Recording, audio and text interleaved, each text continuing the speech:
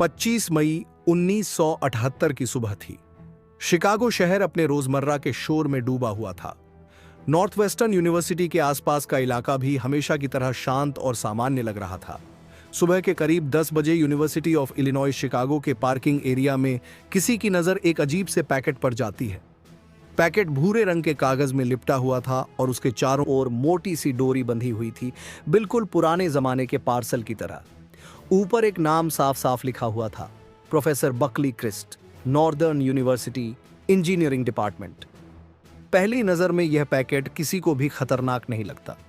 ऐसा लगता है जैसे किसी ने गलती से इसे यहां छोड़ दिया हो। न कोई खून, न कोई हंगामा, न कोई शक की वजह। यूनिवर्सिटी का इलाका है, प्रोफेसर का नाम लिखा है, इसलिए लोग यही मान लेते हैं कि यह कोई पढ़ाई या रिसर्च से जुड़ा हुआ सामान होगा। बिना ज्यादा सोचे समझे पैकेट को वापस नॉर्थ वेस्टर्न यूनिवर्सिटी भेज दिया जाता है ताकि सही आदमी तक पहुंच जाए। अगला दिन आता है 26 मई 1978। नॉर्थ वेस्टर्न यूनिवर्सिटी के कैंपस में सुरक्षा अधिकारी टेरी मार्कर अपनी ड्यूटी पर होता है। यह उसके लिए एक बिल्कुल आम दिन जैसा ही होता है। रोज की तरह वह अपने ऑफिस में बैठा होता है, तभी उसे वही पैकेट मिलता है जिस पर प्रोफेसर बकली क्रिस्ट का नाम लिखा हुआ है। टेरी पैकेट को देखता है और उसके दिमाग में कोई शक नहीं आता। उसे लगता है कि यह या तो कोई मशीन का पार्ट होगा या फिर किसी रिसर्च से जुड़ा हुआ मटेरियल। आखिर इसमें क्या हो सकता है? टेरी पैकेट को अपने हाथ में उठाता है। उसे उसका वजन महसूस होता है, करीब 3 पाउंड के आसपास। वह हल्के से पैकेट को हिलाकर देखता है, लेकिन अंदर कुछ भी हिलता हुआ महसूस नहीं होता। सब कुछ ठोस सा लगता है, जैसे अंदर कोई मजबूत चीज रखी हो। टेरी को अब भी कुछ भी गलत नहीं लगता। कैंपस में ऐसे पैकेट आना कोई नई बात नहीं है। वह बहुत आराम से और ध्यान से पैकेट की रैपिंग खोलना शुरू करता है। जैसे ही वह डोरी और कागज हटाने लगता है, अचानक एक जोरदार धमाके की आवाज गूंज उठती है। शांत और सुरक्षित समझे जाने वाले इस कैंपस में एक पल के लिए अफरा तफरी मच जाती है। धुएं का गुबार उठता है, लोग चिल्लाने लगते हैं। टेरी मार्कर के हाथ झुलस जाते हैं। उसे हल्की जलन और चोट लगती है, लेकिन किस्मत से बम पूरी तरह से फटता नहीं है।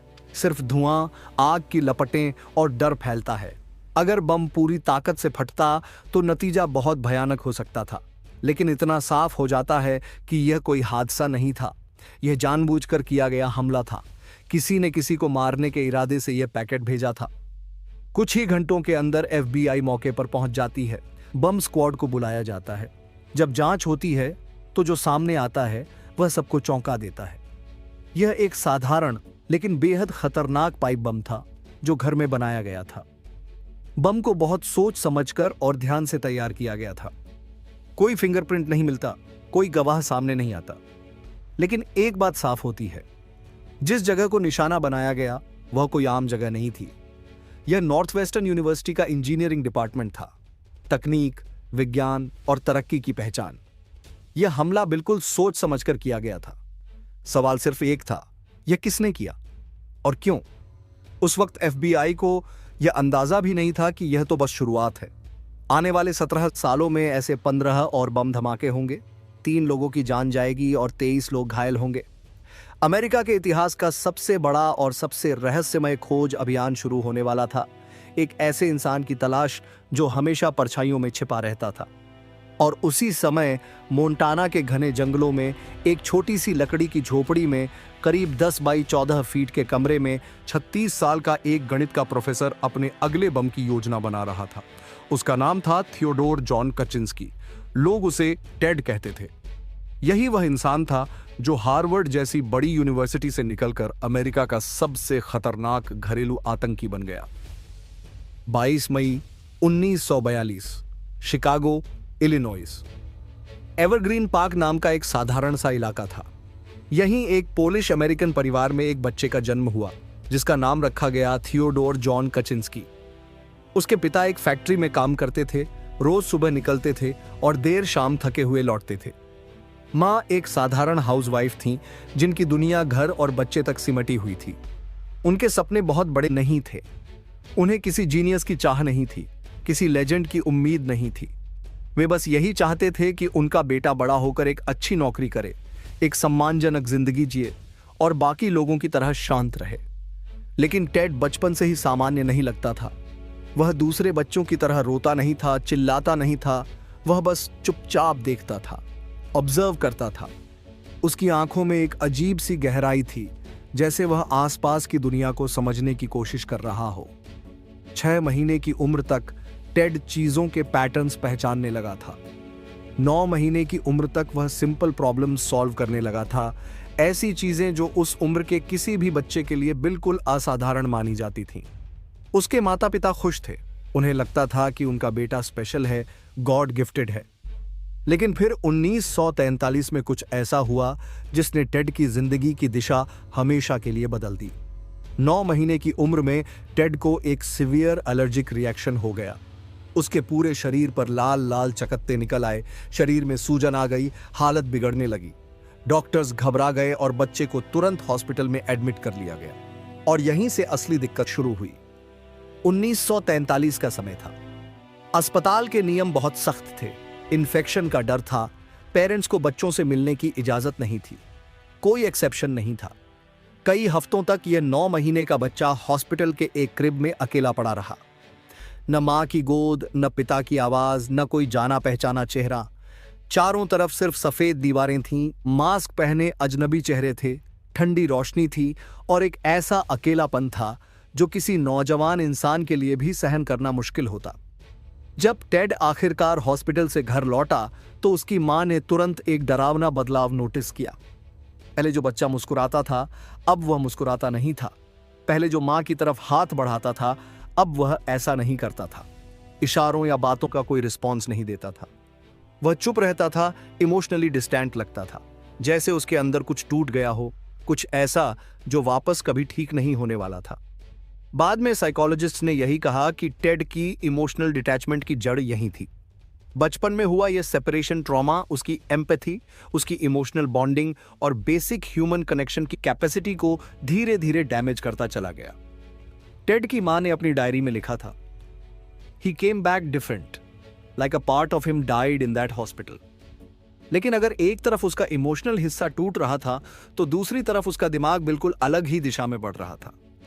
टेड का माइंड रेजर शार्प था, क्यूरियस था, अनस्टॉपेबल था, सवालों से भरा हुआ एक ऐसा दिमाग जो दुनिया को लॉजिक और पैटर्न्स में समझता था। 5 साल की उम्र तक आते आते टेड आम बच्चों से बिल्कुल अलग हो चुका था। जिस उम्र में बच्चे मुश्किल से ठीक से पढ़ना सीखते हैं, उसी उम्र में टेड 5वीं कक्षा के स्तर की किताबें आराम से पढ़ लेता था। शब्द उसे रोकते नहीं थे, बल्कि उसके दिमाग में अपने आप बैठ जाते थे। पढ़ना उसके लिए मेहनत नहीं था, बल्कि एक स्वाभाविक सी चीज थी, जैसे सांस लेना। 10 साल की उम्र तक टेड ने ज्योमेट्री और बेसिक अलजेब्रा खुद से सीख ली थी। कोई टीचर उसे बैठाकर नहीं पढ़ा रहा था, कोई क्लास नहीं चल रही थी। वो खुद किताबें उठाता, सवाल देखता और हल निकाल लेता। वजह बहुत सीधी थी, मैथ्स उसे उस तरह से समझ में आती थी जिस तरह से ज्यादातर लोगों को कभी नहीं आती। नंबर उसके लिए सिर्फ नंबर नहीं थे, उन्हें देखकर उसे पैटर्न दिखते थे। इक्वेशन उसके लिए बोझ नहीं थे, बल्कि कविता जैसे लगते थे। 12 साल की उम्र में टेड मजे के लिए कैलकुलस के सवाल हल कर रहा था। स्कूल के टीचर्स उसे देखकर हैरान रह जाते थे। किसी को समझ नहीं आ रहा था कि इतना छोटा बच्चा इतना आगे कैसे निकल गया। आखिरकार उसका IQ टेस्ट कराया गया। रिपोर्ट आई 167, जीनियस लेवल, ऐसी बुद्धि जो आबादी के 99.9% लोगों से भी ऊपर थी।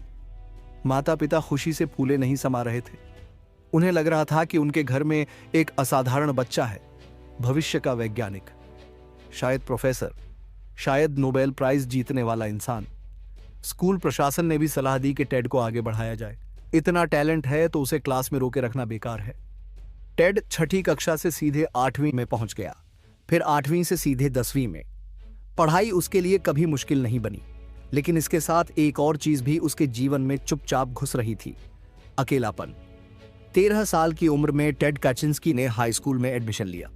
वो वहां का सबसे छोटा स्टूडेंट था, सबसे तेज दिमाग वाला भी और सबसे ज्यादा अकेला भी। अब जरा सोचिए इसका मतलब क्या था। एक 13 साल का बच्चा जो 16-17 साल के किशोरों के बीच बैठा हुआ है।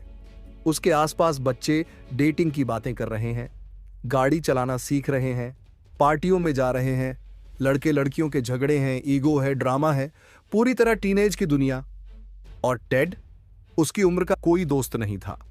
लोगों से कैसे बात की जाती है, कैसे जुड़ा जाता है, यह उसे आता ही नहीं था। उसकी सोशल स्किल्स लगभग शून्य थीं। लंच के समय टेड अक्सर लाइब्रेरी में अकेला बैठा मिलता। आसपास बच्चे हंस रहे होते, बातें कर रहे होते और टेड किताबों में डूबा रहता। एडवांस मैथ्स की प्रॉब्लम्स हल करता, फिलॉसफी पढ़ता। धीरे धीरे अपने और बाकी दुनिया के बीच दीवारें खड़ी करता चला जाता। उसके क्लासमेट्स उसे अजीब समझते थे, डरावना, रहस्यमयी। हर गुजरते दिन के साथ उसका अकेलापन और गहरा होता चला गया। 15 साल की उम्र में टेड ने हाई स्कूल से ग्रेजुएशन कर ली। उस समय तक वो बन चुका था, बेहद तेज दिमाग वाला, लेकिन अंदर से टूटा हुआ और पूरी तरह अकेला। 1958 में 16 साल की उम्र में टेड कचिंस्की को हार्वर्ड यूनिवर्सिटी में एडमिशन मिल गया। हार्वर्ड दुनिया की सबसे प्रतिष्ठित यूनिवर्सिटीज में से एक, ऐसा मौका जिसे लोग सपने में भी नहीं सोच पाते। उसे खुशी से उछलना चाहिए था, जश्न मनाना चाहिए था, लेकिन टेड डरा हुआ था, घबराया हुआ, क्योंकि हार्वर्ड का मतलब था एक बार फिर सबसे छोटा होना, अपने से बड़े, ज्यादा अनुभवी, ज्यादा सामाजिक लोगों के बीच रहना, ऐसे लोग जो उसे बच्चा समझेंगे। और उसका डर गलत नहीं था। उसके रूममेट्स 19-20 साल के थे, उनकी गर्लफ्रेंड्स थीं, वो पार्टियों में जाते थे, फ्रेटर्निटी लाइफ जीते थे, बियर पीते थे, लड़कियों के पीछे घूमते थे, एक नॉर्मल कॉलेज लाइफ। टेड ज्यादातर अपने कमरे में रहता, पढ़ता, लोगों से दूरी बनाए रखता, सोशल गैदरिंग्स से दूर रहता। और फिर कॉलेज के दूसरे साल में कुछ ऐसा हुआ जिसने टेड के दिमाग की केमिस्ट्री को हमेशा के लिए बदल दिया। कुछ ऐसा जिसने शायद ऊना बॉमर को जन्म दिया। प्रोफेसर हेनरी मरे हार्वर्ड यूनिवर्सिटी का एक जाना माना साइकोलॉजिस्ट था। बाहर से देखने पर वह बिल्कुल एक आम आदमी, सम्मानित प्रोफेसर जैसा लगता था, पढ़ा लिखा, शालीन और भरोसे के काबिल। लेकिन जो बात ज्यादातर लोग नहीं जानते थे वह यह थी कि मरे पर्दे के पीछे कुछ बहुत खतरनाक प्रयोग कर रहा था। ऐसे प्रयोग जिनका असर सीधे इंसान के दिमाग और उसकी सोच पर पड़ता था। कागजों पर इन प्रयोगों का मकसद बहुत साधारण बताया गया था। कहा गया था कि इनका उद्देश्य यह समझना है कि दबाव में इंसान कैसे सोचता है, उसके हाव भाव कैसे बदलते हैं और मुश्किल हालात में वह कैसे फैसले लेता है। लेकिन हकीकत इससे कहीं ज्यादा डरावनी थी। मरे को ऐसे प्रोग्राम्स से फंडिंग मिल रही थी जिनका सीधा रिश्ता CIA के माइंड कंट्रोल रिसर्च से जुड़ा हुआ था। पूछताछ के तरीके, मानसिक उत्पीड़न और यह जानने की कोशिश कि किसी इंसान को कितनी हद तक तोड़ा जा सकता है। टेड इन प्रयोगों के लिए खुद वॉलंटियर बना था। उसे बताया गया था कि नैतिकता पर बात होगी, जीवन के मूल्यों पर चर्चा होगी और दुनिया को देखने के अलग अलग नजरियों को समझा जाएगा। सुनने में यह सब सामान्य लगता था। टेड को भी यही लगा कि यह एक अच्छा मौका है अपने विचार दुनिया को बताने का। लेकिन यह सब एक झूठ था। यहीं से टेड कचिंस्की की असली बर्बादी शुरू हुई। यहीं से एक बहुत तेज दिमाग वाले इंसान को धीरे धीरे सोच समझकर तोड़ा जाने लगा। पहले हफ्ते में टेड से कहा गया कि वह अपने सबसे गहरे विश्वासों के बारे में लिखे। उसका जीवन क्या है, उसके सपने क्या हैं, उसे किस बात से डर लगता है और दुनिया उसके लिए क्या मायने रखती है। टेड ने पूरी ईमानदारी से लिखा, घंटों बैठकर पन्नों पर अपना दिल खोल दिया। उसने भरोसा किया। दूसरे हफ्ते में उसे एक कमरे में बुलाया गया। कमरे में तेज लाइट थी जो सीधे उसके चेहरे पर पड़ रही थी। सामने एक कैमरा लगा हुआ था जो उसकी हर हरकत रिकॉर्ड कर रहा था। तभी कमरे में एक वकील आया जिसे मानसिक दबाव बनाने की खास ट्रेनिंग मिली हुई थी। अगले कई घंटों तक वह वकील टेड की हर बात को गलत साबित करता रहा। जो भी टेड कहता उसे बेवकूफी बताया जाता, उसके विचारों को बचकाना कहा जाता, उसे यह महसूस कराया जाता कि उसकी सोच बेकार है। टेड कुछ जवाब देना चाहता था लेकिन उसे बार बार बीच में रोका जाता, उस पर हंसा जाता, उसका अपमान किया जाता। यह सब कुछ रिकॉर्ड किया जाता रहा। बाद में मरे की टीम इन वीडियो को बैठकर देखती थी। टेड के चेहरे के भाव, उसकी आंखों में बढ़ता हुआ गुस्सा, उसकी घबराहट और उसकी अंदरूनी टूटन, सब कुछ ध्यान से देखा जाता था। यह सिलसिला 1-2 दिन का नहीं था, यह महीनों चलता रहा, पूरे 3 साल तक। इस प्रयोग में कुल 22 छात्र शामिल थे और टेड उनमें से एक था। 200 घंटे से ज्यादा का मानसिक उत्पीड़न।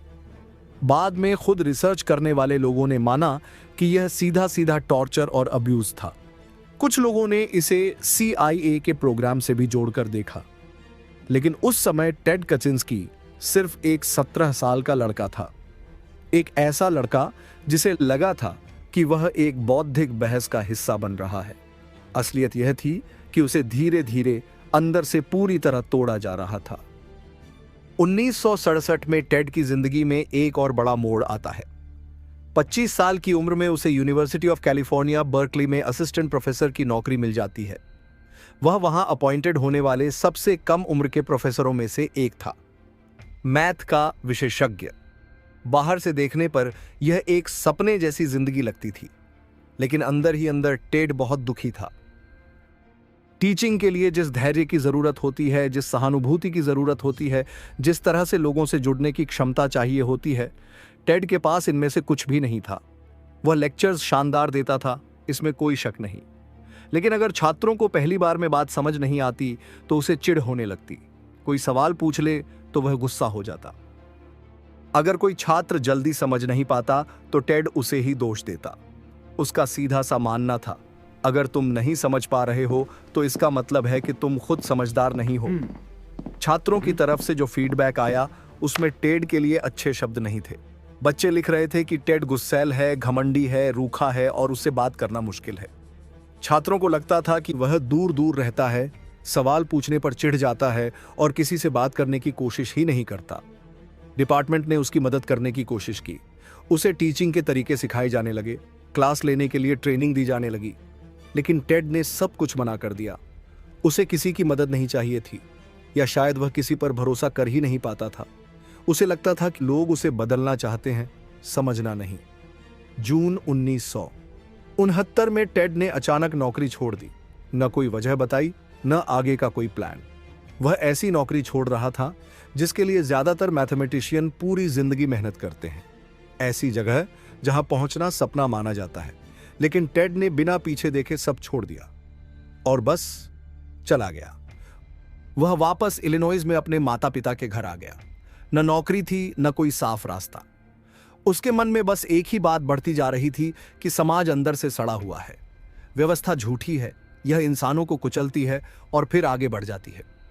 इन्हीं दिनों टेड ने दर्शन शास्त्र की किताबें पढ़नी शुरू की, खासतौर पर एक किताब, द टेक्नोलॉजिकल सोसाइटी। इस किताब में लिखा था कि टेक्नोलॉजी इंसान को आजाद नहीं बनाती, बल्कि उसे धीरे धीरे गुलाम बना देती है। आराम और तरक्की के नाम पर इंसान अपनी आजादी खो देता है। टेड के लिए यह किताब किसी झटके जैसी थी, जैसे किसी ने उसकी सोच को शब्द दे दिए हों।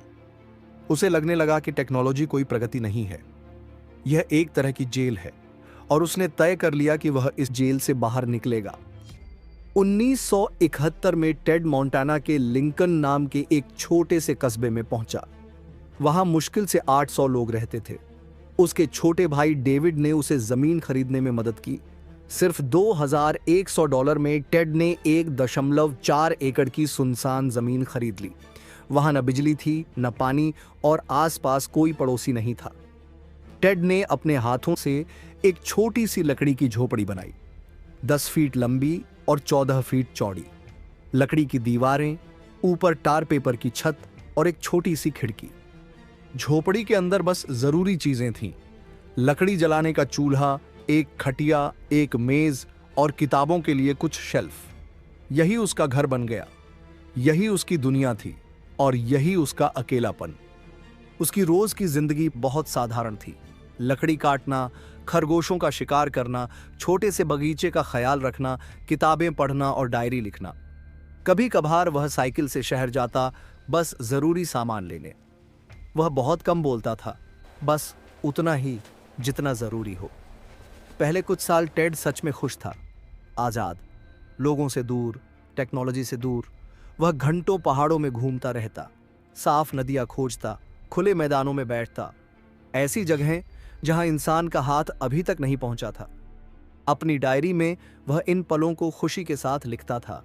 खामोशी, सुकून, आजादी, उसके लिए यही असली जिंदगी थी। लेकिन फिर कुछ ऐसा हुआ जिसने सब कुछ बदल दिया। 70 के दशक के आखिर में टेड की एक पसंदीदा जगह थी जहां वह सोचने के लिए जाया करता था। उसकी झोपड़ी से करीब 3 मील दूर घने जंगल के बीच। वहां ऊंचे पेड़ थे, साफ पानी के झरने थे और पूरी खामोशी थी। एक सुबह जब वह वहां पहुंचा तो उसने कुछ अजीब सुना, मशीनों की आवाज। वह आगे बढ़ा और देखा कि पेड़ काटे जा रहे थे, बड़े ट्रक खड़े थे। जंगल के बीच से एक नई सड़क बनाई जा रही थी। टेड वहीं खड़ा रह गया। उसे लगा जैसे उसके अंदर कुछ टूट गया हो।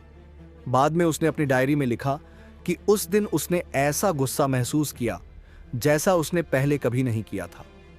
इतना गुस्सा कि उसकी आंखों के सामने सब धुंधला हो गया। उसी दिन टेड ने इस समाज से बदला लेने की ठान ली। वह लोगों से लड़ना नहीं चाहता था। वह उस सिस्टम से लड़ना चाहता था जो ये सब कर रहा था, उस समाज से जो नेचर को नष्ट कर रही थी। वह वापस अपनी झोपड़ी में लौटा, सोचने लगा, योजना बनाने लगा। उसका पहला निशाना बना विश्वविद्यालय, जहां नई टेक्नोलॉजी पैदा होती थी। दूसरा निशाना एयर ट्रैवल का सिस्टम बना ताकि बम को कार्गो के जरिए अंदर तक पहुंचाया जा सके। तरीका, घर में बनाए गए बम डाक से भेजे गए या भीड़ भाड़ वाली जगहों पर लगाए जाते थे। उसका मैसेज साफ था। उसके हिसाब से टेक्नोलॉजी इंसानियत को खत्म कर रही थी और उसे लगता था कि यह सिस्टम सिर्फ हिंसा की भाषा समझता है। 70 के दशक के आखिर तक टेड 2 जिंदगियां जी रहा था। एक तरफ जंगल में रहने वाला साधारण आदमी, दूसरी तरफ छुपकर हथियार बनाने वाला इंसान। लिंकन के लोग उसे एक अजीब सा आदमी समझते थे, लेकिन उसकी झोपड़ी के अंदर तार, पाइप और बारूद से बने विस्फोटक बम तैयार हो रहे थे। हर बम अलग होता था। हर बम बहुत सावधानी से बनाया जाता था। टेड दस्ताने पहनकर काम करता था ताकि कोई निशान न छूटे। उसके बमों पर एक निशान होता था, FC यानी फ्रीडम क्लब, ताकि लगे कि यह किसी गैंग का काम है, जबकि हकीकत में यह सिर्फ एक अकेला आदमी था, एक जीनियस। नवंबर 1979 में टेड काजिंस्की ने अमेरिकन एयरलाइंस की फ्लाइट 444 में एक बम पार्सल के जरिए भिजवाया था। यह फ्लाइट शिकागो से वॉशिंगटन DC जा रही थी। बम को विमान के कार्गो होल्ड में रखा गया था। जब विमान उड़ान भर चुका था और लगभग 35,000 फीट की ऊंचाई पर पहुंच गया, तभी बम में विस्फोट हो गया। विस्फोट के बाद विमान के केबिन में धुआं भरने लगा। यात्रियों को सांस लेने में परेशानी होने लगी और केबिन में अफरा तफरी मच गई। पायलटों को कॉकपिट में जलने जैसी गंध आने लगी। विमान के अंदर इमरजेंसी अलार्म बजने लगे। स्थिति को समझते ही पायलटों ने आपातकालीन लैंडिंग का फैसला किया। यात्रियों को ऑक्सीजन मास्क पहनने के लिए कहा गया। कई लोग डर के मारे प्रार्थना करने लगे। काफी मुश्किल हालात में पायलटों ने विमान को सुरक्षित रूप से जमीन पर उतार लिया। इस घटना में 12 यात्रियों को धुएं के कारण सांस की दिक्कत हुई, जिनका इलाज किया गया। लेकिन राहत की बात यह थी कि विमान में सवार सभी लोग बच गए। बाद में जांच में यह बात सामने आई कि टेड काजिंस्की का बनाया हुआ बम पूरी तरह सही तरीके से काम नहीं कर पाया था। बम में लगा बैरोमेट्रिक ट्रिगर समय से पहले एक्टिव हो गया था। इसी वजह से पूरा विस्फोटक एक साथ नहीं फट पाया। अगर बम सही तरीके से काम करता तो विमान हवा में ही टूट सकता था। उस फ्लाइट में कुल 78 लोग सवार थे और सभी की जान जा सकती थी। इस घटना के साथ टेड काजिंस्की ने बड़े पैमाने पर हत्या करने की कोशिश की थी, लेकिन उस समय बहुत कम लोगों को यह एहसास हुआ कि यह एक असफल लेकिन बहुत खतरनाक हमला था। 20 फरवरी 1987 का दिन था। जगह थी salt lake city, Utah. CAMS नाम की एक कंप्यूटर स्टोर, जो बाहर से बिल्कुल आम सी दिखती थी, लेकिन उसी दिन अमेरिका की सबसे डरावनी कहानियों में से एक का हिस्सा बनने वाली थी। दुकान के मालिक गैरी राइट उस सुबह करीब 9:30 बजे अपनी दुकान पर पहुंचे। उनके लिए यह एक बिल्कुल सामान्य दिन था। वही रोज का रूटीन, वही काम, वही जिंदगी। उन्होंने ऐसा कुछ भी महसूस नहीं किया जिससे लगे कि आज का दिन बाकी दिनों से अलग होने वाला है। लेकिन जैसे ही उन्होंने दुकान के एंट्रेंस की तरफ देखा, उनकी नजर एक अजीब दृश्य पर पड़ी। एक आदमी दुकान के दरवाजे के पास एक पैकेट रख रहा था। उस आदमी ने हुड वाली स्वेटशर्ट पहन रखी थी और आंखों पर एविएटर सनग्लासेस लगाए हुए थे। उसका चेहरा ठीक से दिख नहीं रहा था। उसका व्यवहार किसी आम डिलीवरी वाले जैसा नहीं लग रहा था। वो न तो रसीद दे रहा था, न ही किसी से बात कर रहा था, बस चुपचाप पैकेट रख रहा था। गैरी को यह सब थोड़ा सस्पिशियस लगा। उन्होंने तेज आवाज में पूछा, हे, तुम क्या कर रहे हो? आदमी ने सिर उठाया और गैरी की तरफ देखा। बस एक पल के लिए दोनों की आंखें मिली। 1 सेकंड का आई कांटेक्ट, न कोई जवाब, न कोई सफाई, और अगले ही पल वह आदमी वहां से भाग गया, इतनी तेजी से जैसे उसे पकड़े जाने का डर हो। गैरी कुछ सेकंड तक वहीं खड़े रहे। उनके दिमाग में कई सवाल घूम रहे थे। हो सकता है कोई डिलीवरी हो, शायद वो आदमी घबरा गया हो, शायद कोई जरूरी सामान छोड़कर गया हो। आखिर कंप्यूटर स्टोर में पैकेट आना कोई नई बात नहीं थी। और उसी पल जिंदगी ने करवट ले ली। एक जबरदस्त धमाका हुआ, इतनी तेज आवाज कि पूरा इलाका दहल गया। धमाके की ताकत इतनी ज्यादा थी कि गैरी राइट हवा में उछलकर पार्किंग लॉट के दूसरी तरफ जा गिरे। चेहरे पर गहरे जलने के निशान थे, खून बह रहा था, दर्द असहनीय था, लेकिन गैरी बच गए। वो गंभीर रूप से घायल थे, लेकिन जिंदा थे। और यही इस पूरी कहानी की सबसे अहम बात थी। गैरी राइट ने उस आदमी को देखा था। उन्होंने उसका चेहरा पूरी तरह साफ नहीं देखा था, लेकिन जितना देखा था वही बाद में FBI के लिए सबसे बड़ा सुराग बना। गैरी की बताई हुई जानकारी के आधार पर FBI ने एक स्केच तैयार किया, वही स्केच जो आगे चलकर अमेरिका का सबसे मशहूर स्केच बनने वाला था।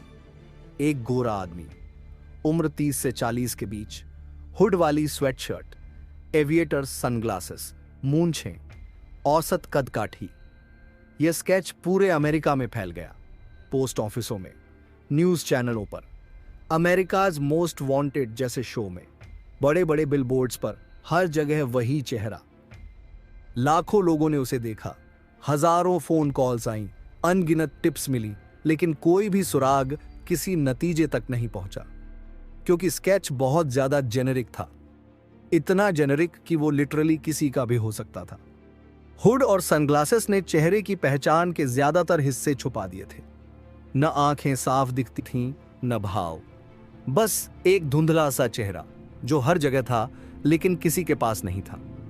टेड एक गोस्ट बन चुका था, एक ऐसा चेहरा जो हर जगह दिखाई देता था लेकिन कहीं मौजूद नहीं था।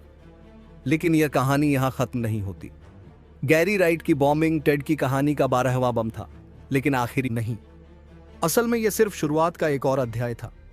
टेड काजिंस्की का 17 साल लंबा रेन ऑफ टेरर अब अपने सबसे खतरनाक मोड़ की तरफ बढ़ रहा था।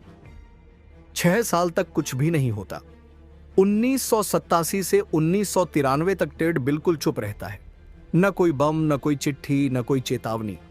ऐसा लगता है जैसे उसे अब किसी चीज से कोई सरोकार ही नहीं रहा, जैसे वह थक गया हो या सब कुछ छोड़ चुका हो। FBI भी सोचने लगती है कि शायद खतरा खत्म हो गया। मोंटाना में टेड अकेले चुपचाप रहता है, बिना किसी हलचल के। लेकिन यह शांति असली नहीं होती। बाहर से टेड शांत दिखता है, पर अंदर सब बदल रहा होता है। वह गायब नहीं हुआ था, बस दिखना बंद कर दिया था। वह देखता रहता है, सोचता रहता है और खुद को बेहतर तरीके से तैयार करता है। यही वो समय था जब वह जल्दबाजी वाले हमलों से हटकर सोच समझकर योजना बनाने लगा। गलतियों से सीखता है, तरीके सुधारता है, बम को और मजबूत और भरोसेमंद बनाता है। वह बस सही वक्त का इंतजार कर रहा था। 1987 से 1993 तक गैरी राइट वाले बम के बाद टेड पूरी तरह चुप हो जाता है, कुछ भी नहीं। FBI हैरान है, क्या टेड मर गया, या कहीं और पकड़ा गया, या उसने सब छोड़ दिया? मोंटाना में टेड अकेला रहता है। उसी समय उसका भाई डेविड अपनी जिंदगी आगे बढ़ाता है, शादी करता है, परिवार बढ़ता है, उसके घर एक बच्चा पैदा होता है, आम जिंदगी जीता है, एकदम साधारण जिंदगी। टेड को यह धोखा लगता है, विचार छोड़कर आराम चुनना, सिस्टम के साथ जाना।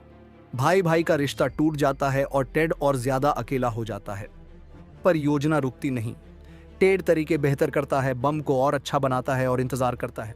24 अप्रैल 1995, सैक्रामेंटो, कैलिफोर्निया। गिलबर्ट मरे, उम्र 47 साल, लकड़ी कटवाने का धंधा करता था। उसके ऑफिस में एक पैकेट आता है। वह उसे खोलता है और तुरंत धमाका हो जाता है। बम में लोहे के टुकड़े डाले गए हैं। गिलबर्ट की मौके पर मौत हो जाती है। टेड ने उसे इसलिए निशाना बनाया क्योंकि वह उन कंपनियों के लिए काम करता था जिन्होंने जंगल काटे थे। टेड के लिए ये विचार की लड़ाई भी थी और प्रकृति का बदला भी।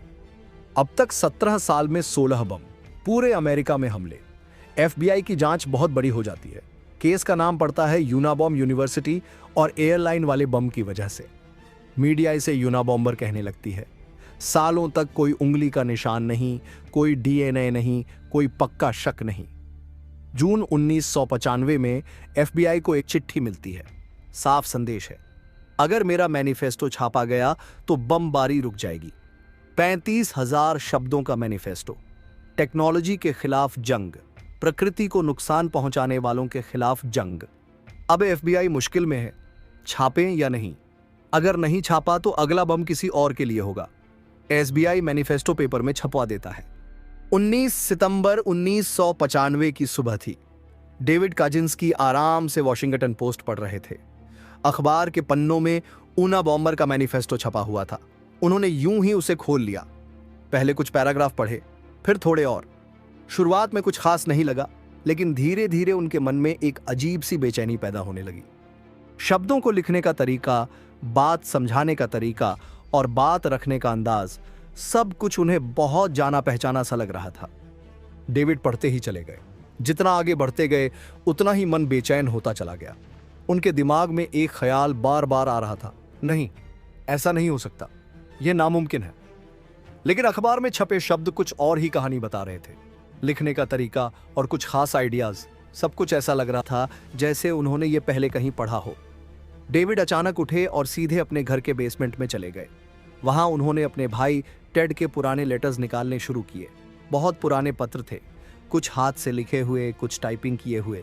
वो पत्र जिन्हें उन्होंने बस यूं ही संभाल कर रख लिया था, बिना यह सोचे कि एक दिन वही कागज उनकी जिंदगी का सबसे बड़ा दर्द बन जाएंगे।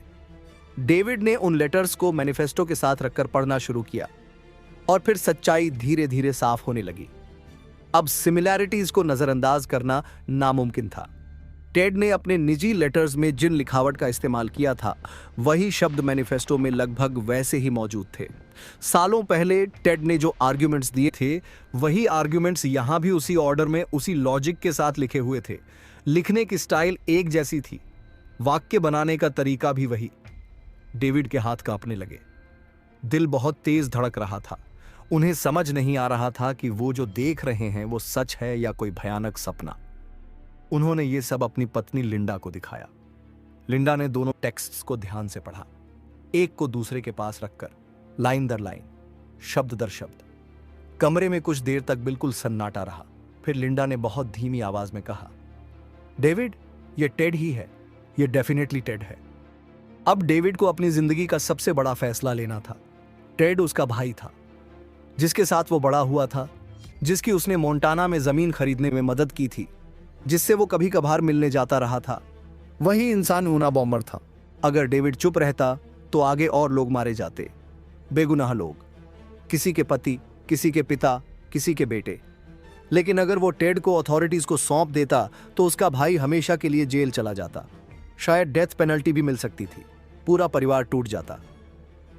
डेविड की नींद उड़ चुकी थी। उसे ठीक से भूख नहीं लगती थी। उसका वजन गिरने लगा था। गिल्ट उसे अंदर से खाए जा रहा था। वो रात रात भर जागता रहता, यही सोचते हुए कि सही क्या है और गलत क्या। वो करे तो करे क्या। आखिरकार लिंडा ने वही बात कही जो डेविड खुद भी जानता था, लेकिन सुनना नहीं चाहता था। लिंडा ने कहा, अगर तुम उसे नहीं रोकते हो और उसने किसी और को मार दिया तो तुम खुद को कभी माफ नहीं कर पाओगे। अब यह सिर्फ टेड का मामला नहीं रह गया था। यह उन बेगुनाह लोगों की जिंदगी का सवाल था जो उसके अगले टारगेट बन सकते थे।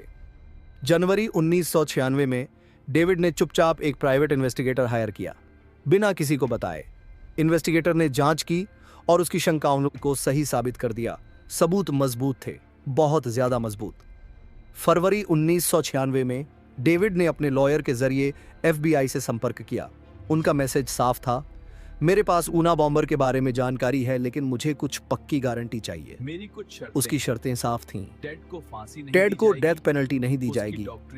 ट्रायल से पहले साइकाइट्रिक एवैल्यूएशन होगा और परिवार की पहचान को सीक्रेट रखा जाएगा। यह सिर्फ कानून की बात नहीं थी, यह अपने भाई की जान बचाने की आखिरी कोशिश थी। FBI ने सावधानी के साथ शर्तों को मान लिया। डेविड ने टेड के लेटर्स, राइटिंग सैंपल्स और मोंटाना की कैबिन की पूरी जानकारी दे दी। FBI के हैंडराइटिंग एक्सपर्ट्स और लिंग्विस्टिक एनालिस्ट्स ने काम शुरू किया। मैनिफेस्टो और लेटर्स की तुलना हुई। एक के बाद एक मैचेस मिलते चले गए।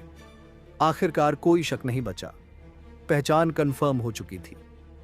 थियोडोर जॉन कचिंस्की, 3 अप्रैल 1996, लिंकन, मोंटाना। दोपहर का समय था। FBI के 20 से ज्यादा एजेंट्स ने उस सुनसान घर को चारों तरफ से घेर लिया। आर्मर्ड व्हीकल्स थे, ऊपर हेलीकॉप्टर्स उड़ रहे थे। पूरा ऑपरेशन पहले से प्लान किया गया था। कैबिन तक पहुंचने का सिर्फ एक कच्चा रास्ता था। एजेंट्स नर्वस थे। अनबॉम्बर एक्सप्लोसिव्स का एक्सपर्ट था। कोई भी गलत कदम जानलेवा हो सकता था। एक एजेंट ने दरवाजे पर नॉक किया। टेड ने दरवाजा खोला। गंदे कपड़े, लंबी बिखरी हुई दाढ़ी, बिल्कुल किसी साधु जैसा। उसने एजेंट्स और उनकी गन्स देखी और तुरंत सब समझ गया। I knew this day would come, उसने शांति से कहा। कोई विरोध नहीं हुआ, कोई वायलेंस नहीं, कोई शूट आउट नहीं, बस एक शांत सरेंडर, जैसे वो थक चुका हो, जैसे कहीं ना कहीं उसे राहत मिल रही हो। कैबिन के अंदर FBI को सब कुछ मिल गया। एक तैयार बम, पुराने बमिंग्स का पूरा रिकॉर्ड, बम बनाने का सामान, chemicals, pipes, batteries, original manifesto की कॉपीज, फ्यूचर टारगेट्स के कोडेड नोट्स, डायरियां जिनमें उसकी पूरी सोच लिखी हुई थी। यही यूनाबॉमर था। टेड को गिरफ्तार करने के बाद सैक्रामेंटो ले जाया जाता है। उसे बिना जमानत के जेल में रखा जाता है। उस पर कई लोगों की हत्या और बम धमाकों के आरोप लगाए जाते हैं। मामला बहुत बड़ा होता है, इसलिए सुनवाई सीधे फेडरल कोर्ट में होती है। टेड के वकील एक रास्ता सुझाते हैं। वे कहते हैं कि अदालत में यह साबित किया जाए कि टेड मानसिक रूप से बीमार है। उनका कहना होता है कि जो आदमी विचारधारा के नाम पर अजनबियों को मार दे, वह सामान्य नहीं हो सकता। लेकिन टेड इस बात को मानने से साफ इनकार कर देता है। वह कहता है कि वह पागल नहीं है। उसके मुताबिक वह पूरी तरह होश में था और जो कुछ उसने किया सोच समझकर किया। उसके हिसाब से गलती समाज और व्यवस्था की है, उसकी नहीं। वकील उसे समझाने की कोशिश करते हैं, लेकिन टेड और गुस्सा हो जाता है। वह धमकी देता है कि अगर अदालत में उसे पागल बताया गया तो वह खुद को मार लेगा। इसके बाद वह अपने पुराने वकीलों को हटा देता है और नए वकील रखता है। अदालत के आदेश पर टेड की मेंटल जांच कराई जाती है। रिपोर्ट में बताया जाता है कि उसे मानसिक परेशानियां हैं, जैसे शक की बीमारी, लोगों से डर और गहरा अकेलापन। लेकिन इसके साथ यह भी कहा जाता है कि वह अदालत में मुकदमे का सामना करने के लिए पूरी तरह ठीक है। 22 जनवरी 1998 को टेड एक समझौता स्वीकार कर लेता है। वह अपने ऊपर लगे सभी आरोप मान लेता है। इसके बदले में उसे फांसी की सजा नहीं दी जाती।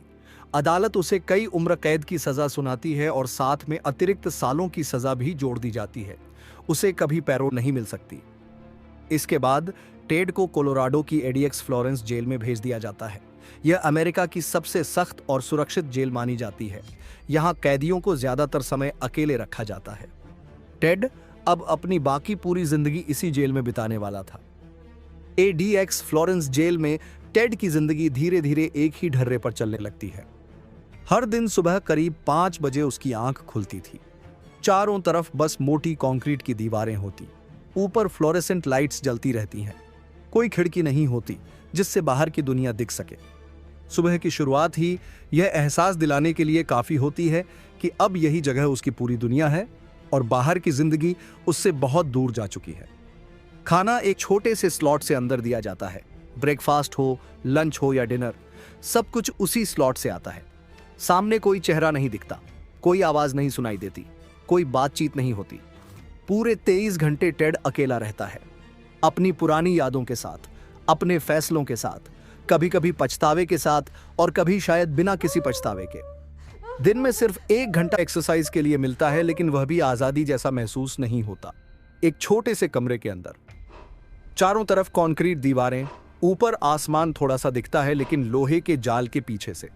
पूरा खुला आसमान नहीं, बस उसका एक छोटा सा टुकड़ा, इतना कि उसे बार बार याद दिलाया जा सके कि बाहर एक दुनिया है जो अब उसकी पहुंच से बाहर है।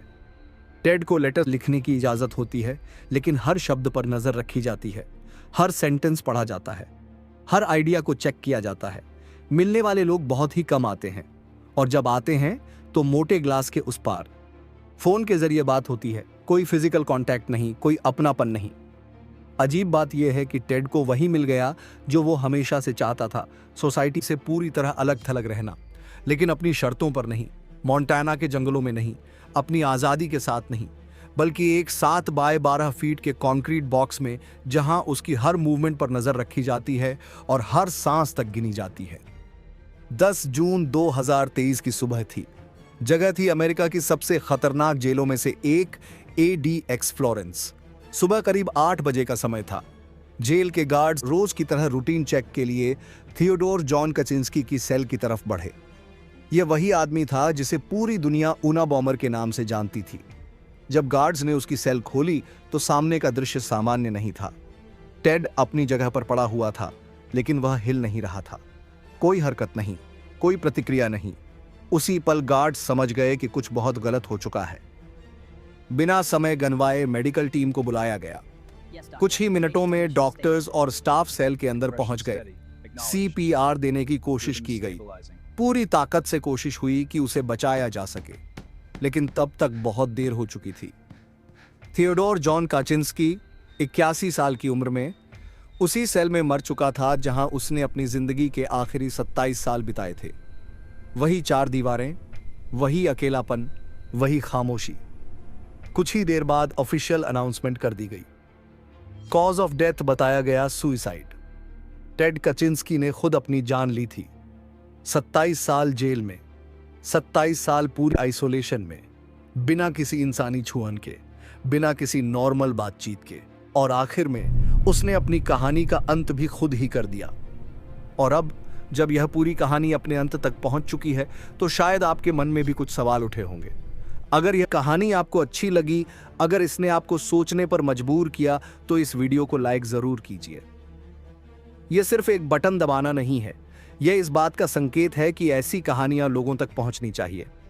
चैनल को सब्सक्राइब करना मत भूलिएगा, क्योंकि यहां हम सिर्फ कहानियां नहीं बताते, यहां हम इंसानी दिमाग के उन अंधे हिस्सों की बात करते हैं जिनके बारे में आम तौर पर कोई बात नहीं करता।